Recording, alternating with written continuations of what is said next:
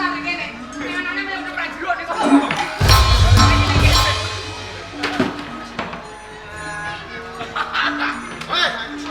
Sopo sebelane kono? Aku. Kowe. Bisa baca.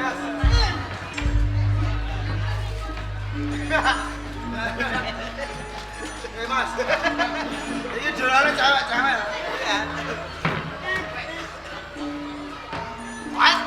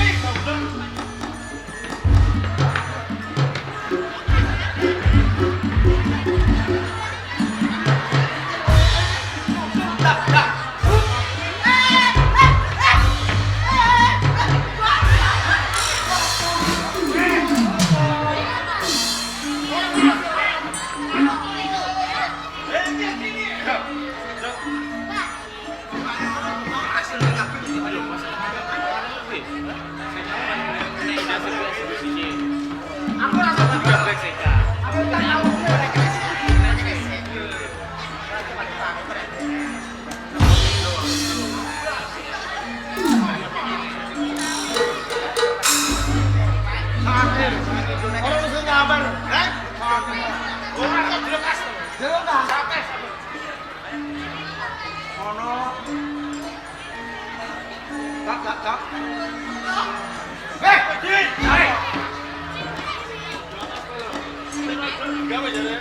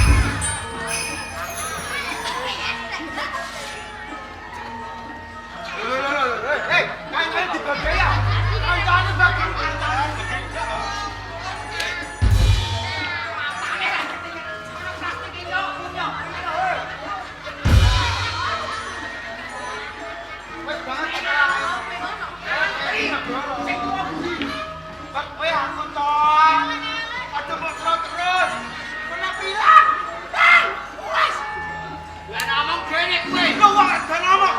Kita. Apa? Bolak. Nasi tengah. Penak ana liga. Ini kan tak. Lakut. Apa? Kau tak. Aja buat. Ora. Budget.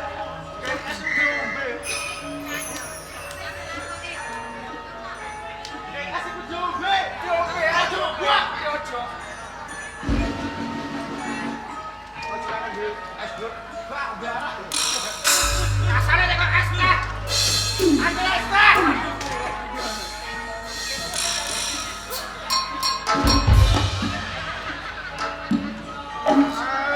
Ya, ikan udah. Ora oleh tadi kowe.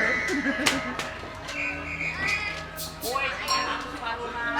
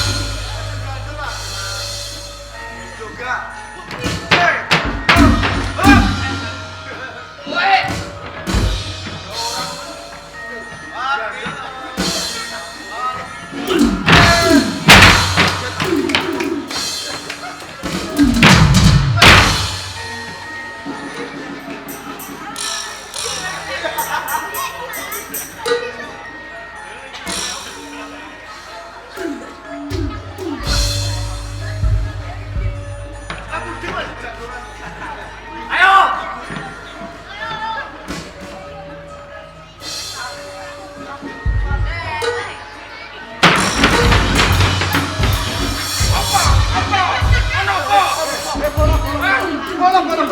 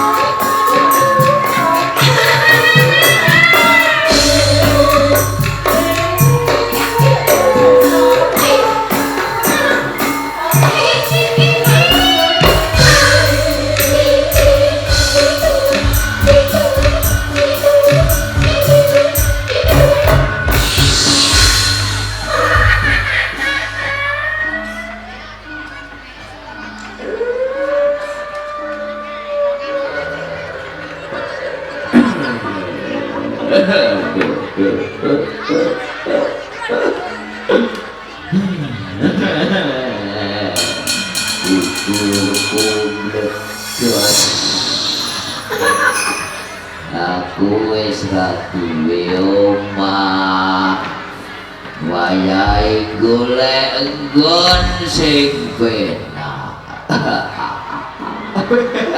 Hei aja utama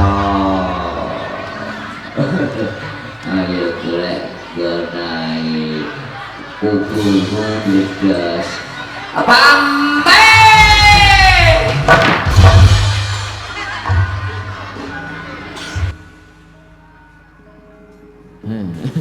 Goblok. Bisa tiba tangi. Yo bali golek gon sing penak dadah.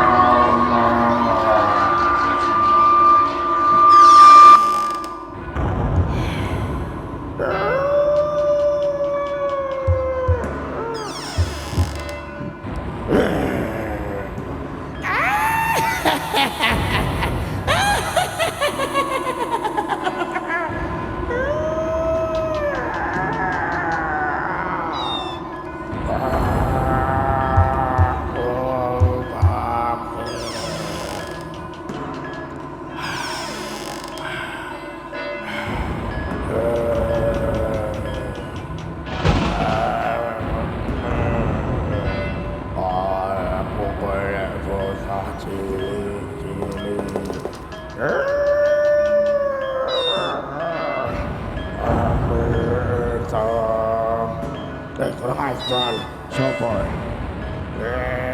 Gendong apa? Endi bocah?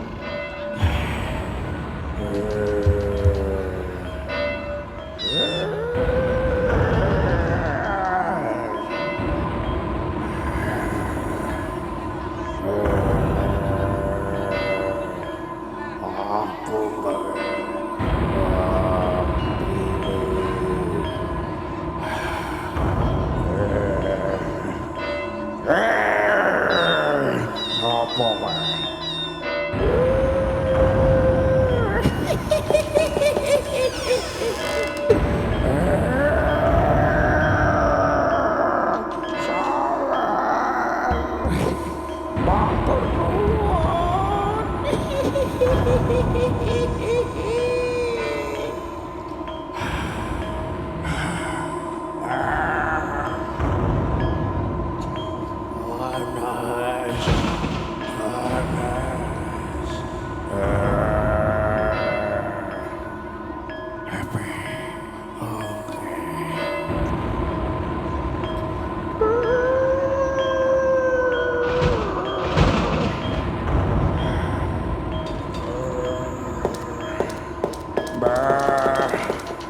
Amit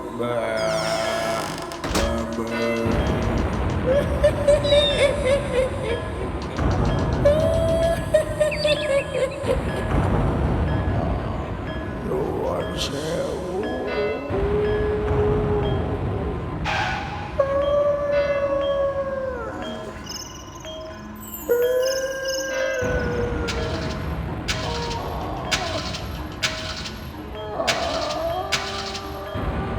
Klakson Mas klakson.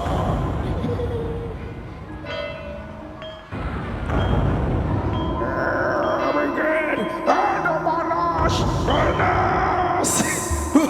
Ayo gas masuk.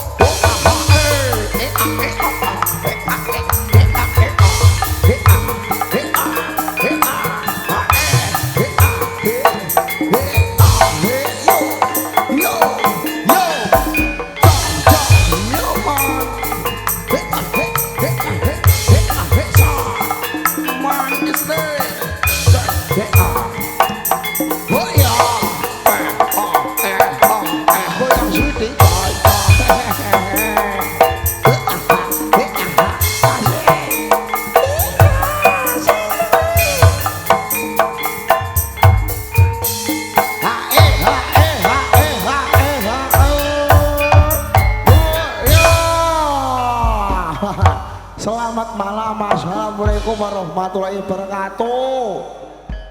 Kenalkan nama saya muncul. Kue siapa? Nama saya Endang Sulastri. Mas, semuanya undi rame ini. Iki ngomong nang desa Kuangsan dik. Mosok lali kue. Lali mas, kita tahu semuanya Kuangsan. Wah, ketinggalan zaman kue. Iki mono bola bali wes nang Kuangsan. Kecamatan Kalori, Kabupaten Rembang, no. Acaranya apa mas? Acaranya sunatan walimatul khitan. Weh, nah, sunat ya mas? Dungakno ya? Iya kan? Moga-moga sing sunat tinggal maras, no. Amin Allahumma. Amin. Moga-moga ndang iso bali nang bangku paulangan neh. Amin. Amin. Moga-moga cita-citane tercapai, ngono. Amin. Alhamdulillah, lumayan sing kagungan kersa, moga-moga sabubarine bali ketoprak Wahyu Manggala rezekine ora lokak ning tansaya kebak. Amin Allahumma. Sehat kabeh sak keluarga. Amin Allahumma. Alhamdulillah lumerek sing nonton tamu undangan ya gerwares kabeh sehat kabeh rezekine melimpah luwih. Alhamdulillah, sepenting nanggap ketoprak Wahyu Manggala. Boleh. Nanggap Wahyu Manggala piye carane? Gampang. Gampang piye? Angger duit 30 wae. Ngawur ae kowe, ora kuwi. Lah terus telepon nang Panjeres sik. Oh, gampang langsung ngubungi nomor ae jaman saiki. Piro Kang? Dengono tak wancane kendhange Kang 081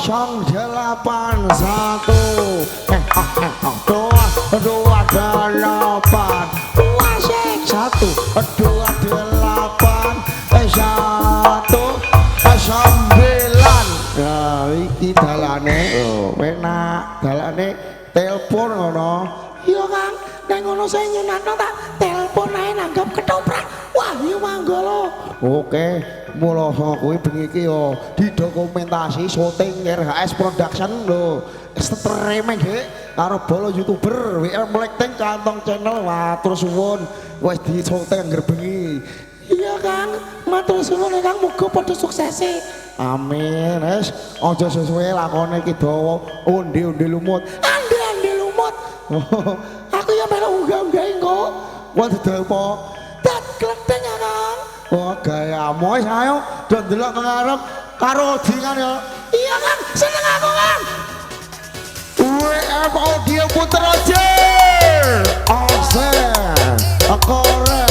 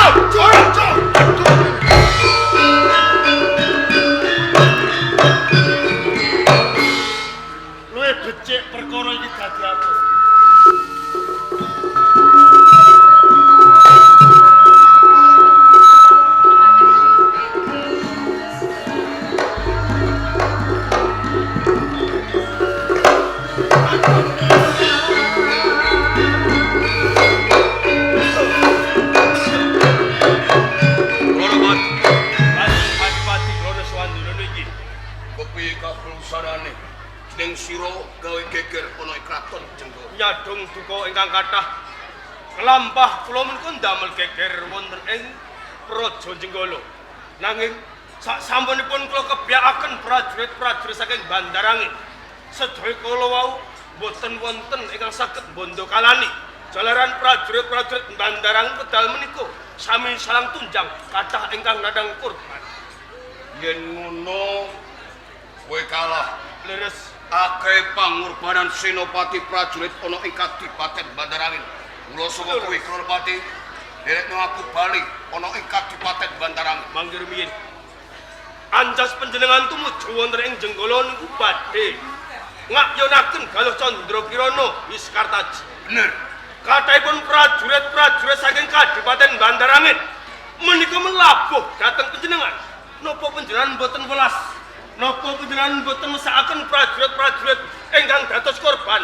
Jalaran nyengkuyung lekas panjenengan badhe mboyong ananipun Galuh Candrakirana kan. Aku ngerti pangorbanane akeh prajurit kabeh mau mbelani aku. Nanging yen tak bajutake ora mesti dik pangorbanan. Saya suwe entek prajurit ana ing Kadipaten Bandarangin. Pangapuntenipun.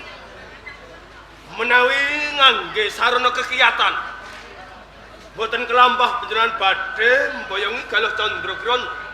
Menika pareng kula badhe munjuk atur, badhe caos pangrigen menawi panjenengan kersa Kanjeng Adipati. Jur parigenmu piye, caramu piye? Prayoginipun monggo panjenengan mapan wonten ing Taman Pamargi Putri. Dunipun Galuh Candrakirana menawi saged beradat dipun papanaken wonten Kadipaten Bandarangin kemawon. Jen pancen kaya ngono wis sumingkir. Kapundhut.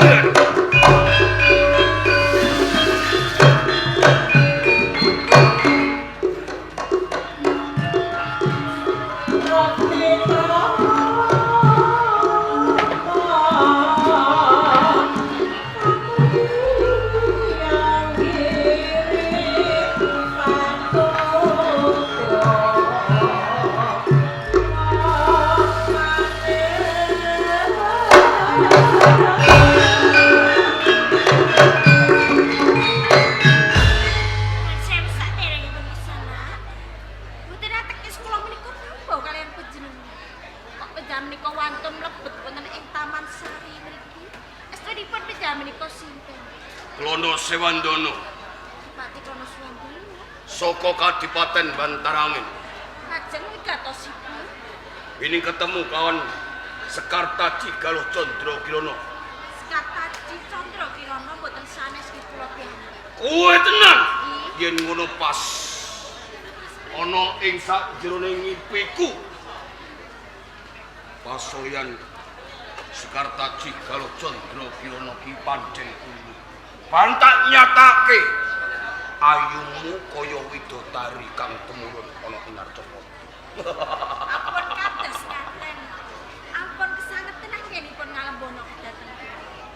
Pancen kabeh mau kasunyatan. Kartaji, yo kene nganti aku temeka ning Taman Sarimu. Merga bobote nuruti atiku kang lagi nandhang katresnan. Nandhang katris. Cetanipun Aku iki tresno kelawan kowe sekarang.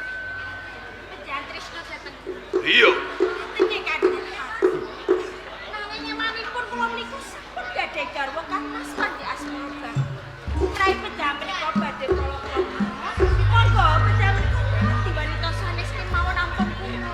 Jalaran kula menika sampun gadhah garwa. pancen jagat iki digelar rombo. Wong wadon iki ra ngomongake siji akeh. Rondo kang manis, rawan kang ayu kaya akeh. Nanging setitik wae aku ora duweni rasa tresna. Ora duweni cocok sakjroning atiku yo mung kowe. Mula luwih becik pisah lawan Panji Asmara Bangun. Kowe gelem dadi garwaku.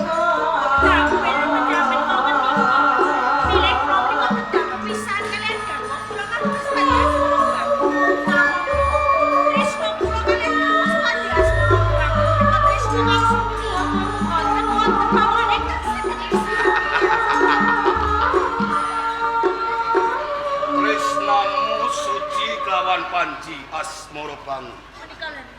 Iku mung saadepatmu. Merga saben dina kowe saged jaga nglawan Panji Asmara Bangun. Mengko yen kowe cedhak lawan aku terus mbok singkirake Panji Asmara Bangun. Gelem? Boten Kaji. Sapa manis kaya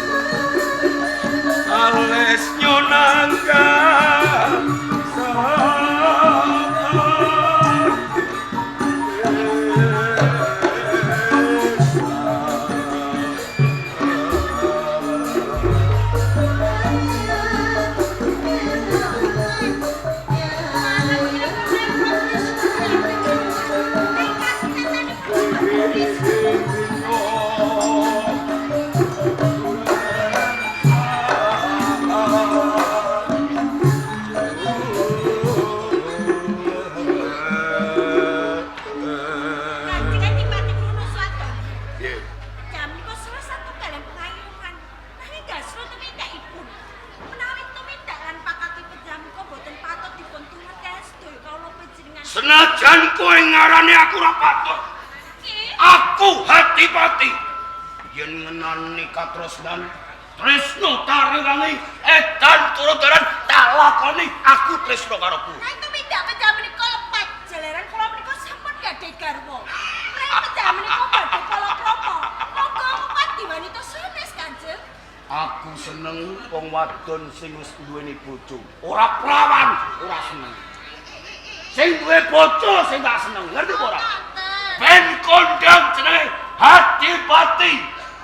Kula sampun Klono Sewandono, ngerti apa? sampun dados matakan wantune Hati-Pati Klono Sewandono. Mula saka kuwi pisan.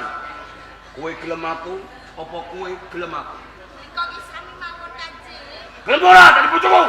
Tak rasake tenan.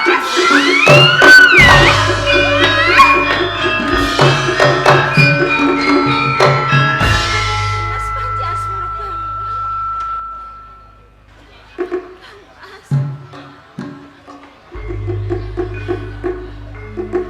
Ayunipun penjam niku ingkang dumugi wonten ing Taman Sari.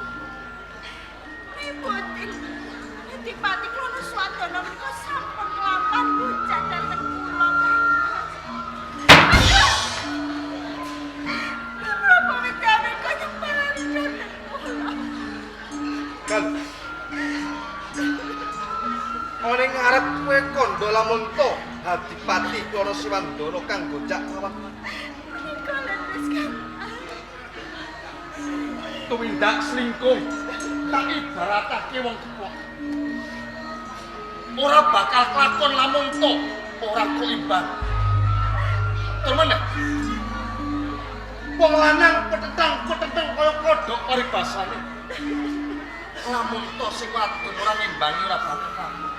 Ing kene aku mangerteni dhewe. Lamun to wis wani tumindak sedhek. Seneng kawan liya-liya ana ing pengarepane Panji Asmara. Kados-kados cendanipun penjam niku ndak wonten kula-kula. Kene ngopo ora? Kabeh paus cetok kan. Nanging Kang. Sabar pisan kula menika boten tumindak kados ngaten. Yen menapa penjam niku tekel ketika ingkang kados ngaten. Mergo aku ora nyilih mripate liyan. Kowe ngandhakake loro. Sak loro larane atimu isih loro atiku kan. Kok tanding-tandingke kelawan priya.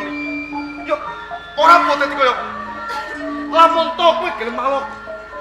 Tresno kawan priya liya bakal tak uluke taun loro. Nanging ora nganggo cara sing koyo kuwi. Menika menawi kula menika tresno kaliyan Hati-Pati Klono Sewandono. Kasunya daripun kula menika boten nimbangi katresnanipun. Ora usah dadak ngandar-ngandar angen ndukur tembung.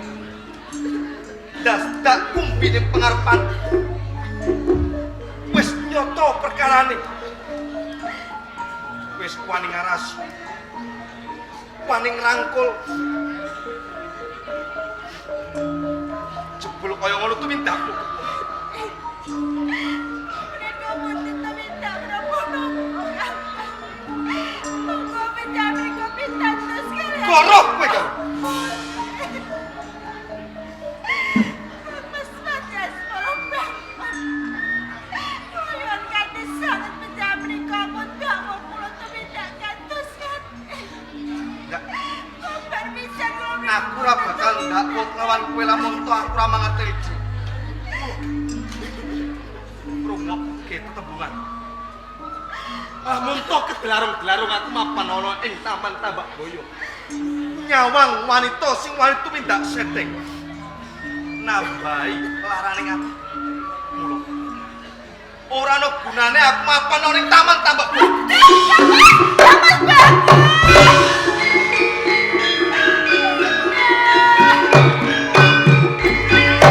Menarangkan datang kula Kang Mas Bagus.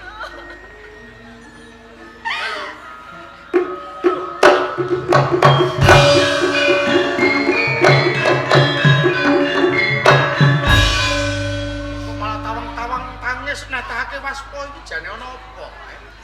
Sing redep kemawon kula menika bantu kalian garwa kula Kang Mas Bagus. kuwi temanten anyar. Kudune mangun tresno ora banjur padha padudon kaya ngono. Jero perkarane apa kok nganti congkrah lawan garwa?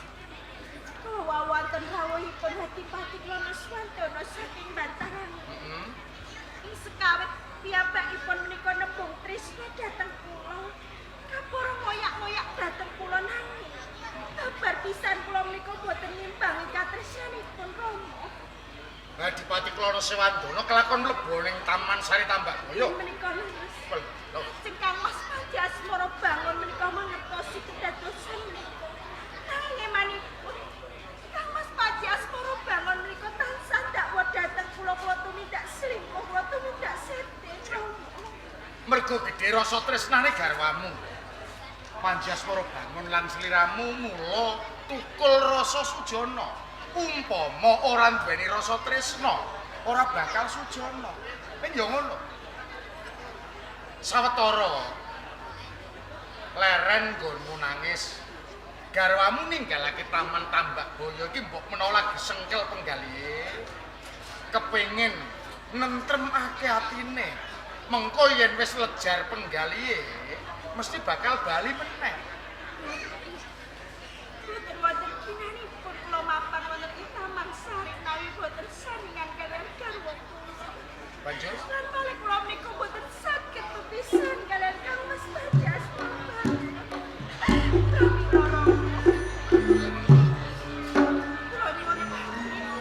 Kula badhe ngupati kaliyan garwa kula. arep nyang ndi? Kula badhe ngupati. Ojo. Galo. Galo.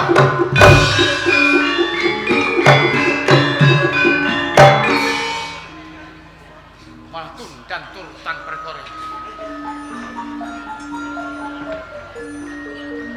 Prajurit, timbalono ki ana matih Kudara Warsa.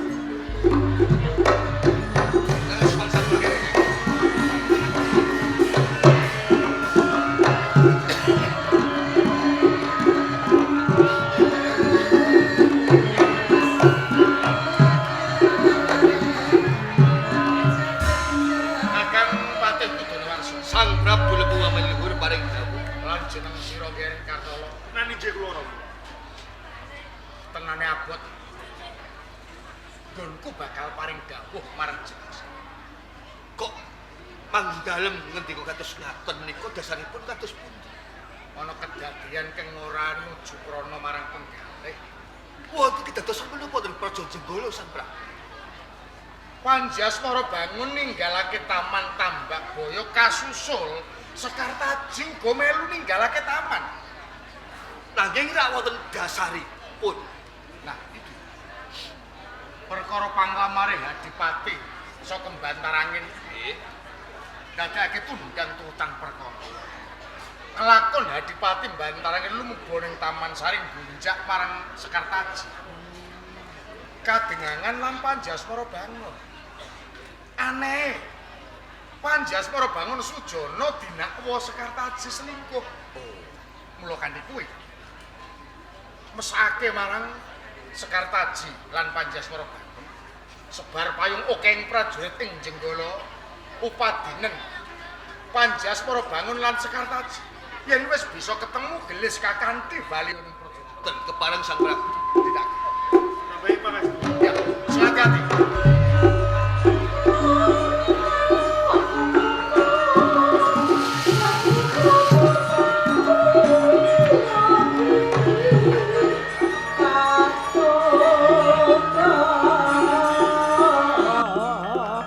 Tingkah laku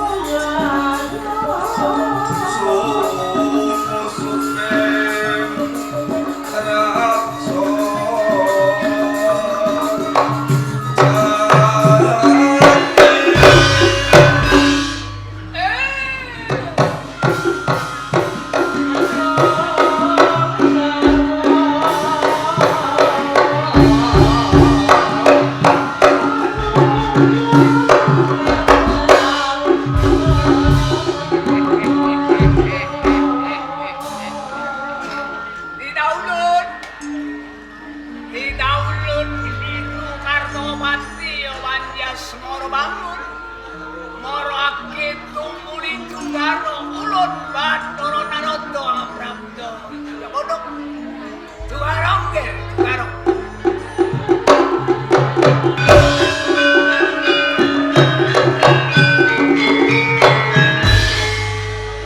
ya wis tak tampa pangestune ulun tampanana Kula tampi mugi dadosaken jejimat penggegesangku.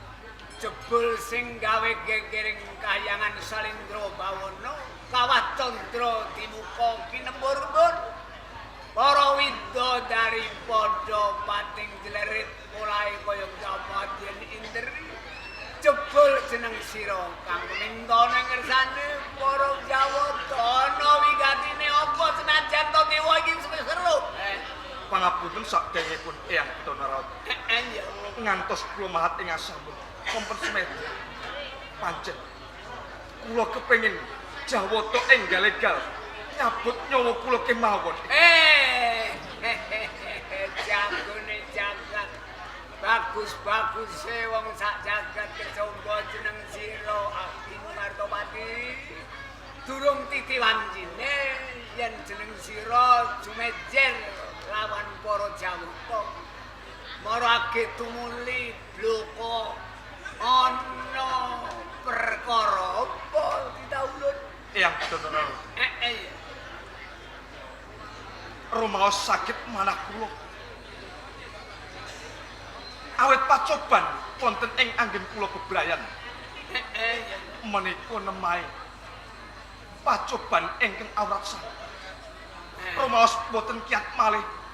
Kula ngrasaken saben dintenipun tansah ati kula kiwijit-wijit Eyang Bathara. Pancen wis garise kodrat sedina arep padu karo garwamu Sekartaji tetep isih tresna kelawan jeneng sira. Nanging menika benten Eyang Bathara. Bedane kepriye? Diajeng Galuh Candra Kirana sampun wani tumindak sedeng. Sedeng Tresna kaliyan priya liya Eyang Bathara. Pancen panyawamu bener ning sejatine ora kaya ngono. Wis kok andhakake kuwi pacoban ngono Inu Kartopati. Lajeng Ulun takon lawan jeneng sira. Isih tresna apa ora lawan garwamu Sekartaji? Eyang Bathara mboten saged kula selaki malih. Pancen kula tasih tresna kaliyan Galuh Candra Kirana. Yen pancen tresna pihana sarate jeneng sira bakal ketemu lawan garwamu Sekartaji. Eyang Bathara margi kados pundi kula saged mangertosi sepinten agengipun tresnanipun Galuh tumrap Nista nanging utama ingkang panjenengan sliramu kudu lukar busana macak sudra ngengero ning mbok rondo karang tulusan ganti jeneng Ande Lumut.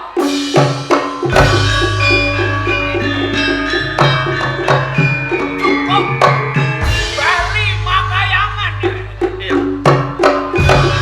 Iya, Bathara.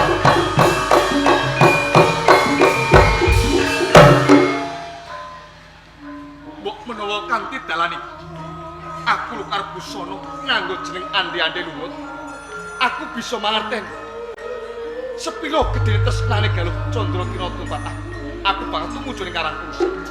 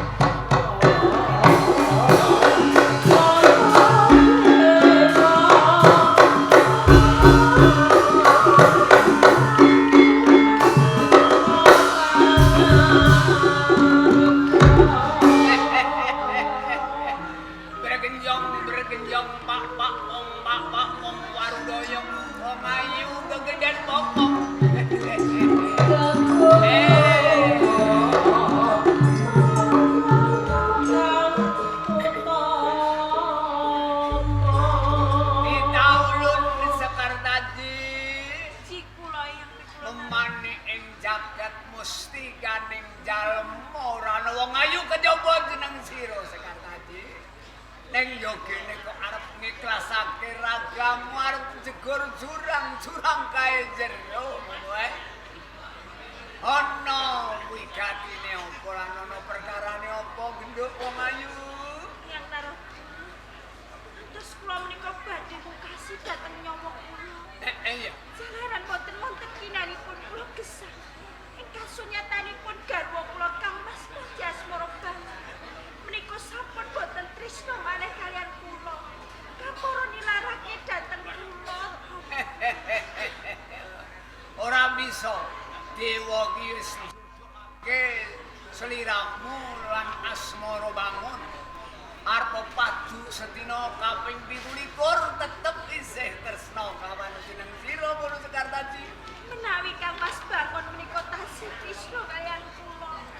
Menapa piyambakipun tegel nilarake dhateng kula kapara dakwa dhateng kula tumindak selingkuh yang Rah. Saiki ulun bakal takon kawan jeneng sira.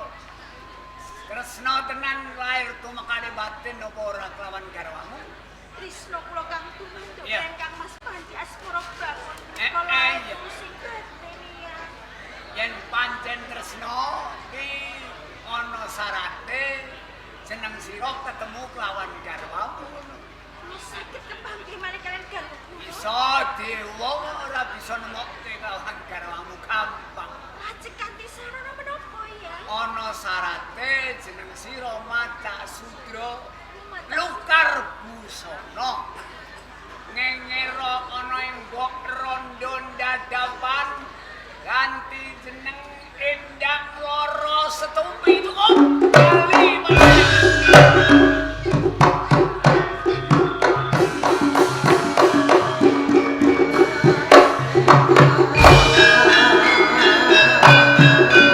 Apik pangandikane yen kula narut. Kok bisa ketemu meneh marang garwaku Kang Mas Panji asmara bangun. Nanging kabeh kuwi ana syarat lan sarana. Aku kudu tumuju ning desa dadakan. Yen pancen ki salah sawijining sarana aku bisa ketemu meneh marang garwaku. Mula dina iki aku bakal tumuju ning desa dadakan.